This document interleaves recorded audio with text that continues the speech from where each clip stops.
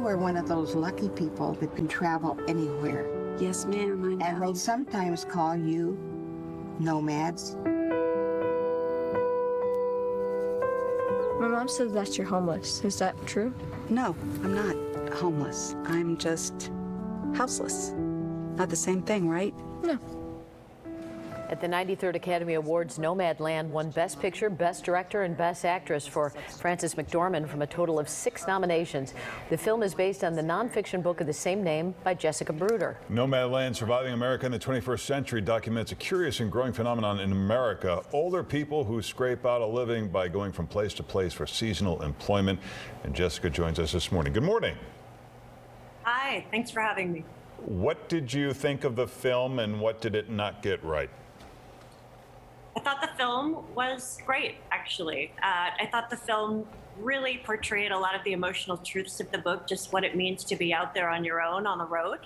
I didn't expect it to be a play-by-play of the book, so honestly, I have nothing but good things to say about it. For people who don't know, this was actually research that you did. Was it 3 years that you were out talking to people and living this lifestyle yourself?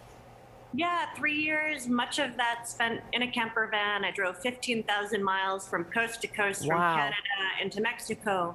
So a lot of time on the road and stints undercover at Amazon's Camper Force program and the American Crystal Sugar beet harvest up near Canada. So give people an idea, if they haven't seen the movie, what do you do all that time? Are you literally going from place to place looking for work?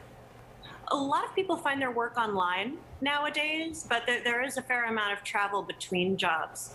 People will plug into work sites all over the country. Some of them are working as campground hosts. They're working at tourist traps from Dollywood to Walmart. Not Walmart, Wall Drug in South Dakota. They're all over the country doing all sorts of low-wage, temporary seasonal jobs. They bring their homes with them, and when the work is over, they unplug and go on to the next place. And is there a reason that they do this? Absolutely. Many of them can't afford to retire. Retirement finance in America is a hot mess. We don't have much of a social safety net. A lot of people had their savings wiped out in 2008. We've seen pensions go the way of the dodo. We have 401ks now, which shift the risk to the workers. A lot of people are living on Social Security alone, which is not enough for them to get by. And there's a lot of ageism in the workforce. So we see a lot of people out on the road who are doing this to make ends meet. So do you find a community? I mean, you would think that the idea of being a nomad, you're traveling by yourself, but are people kind of meeting each other at campgrounds?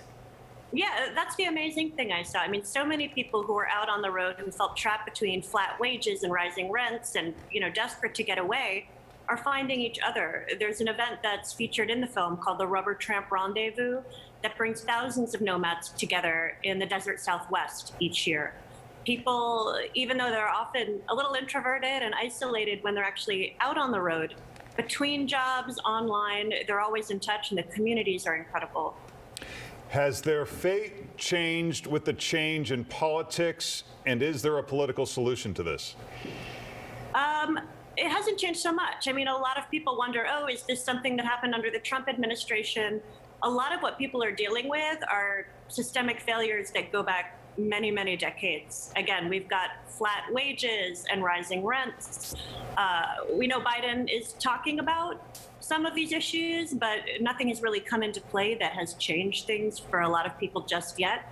A lot of these problems are decades in the making and probably will take some time to unwind.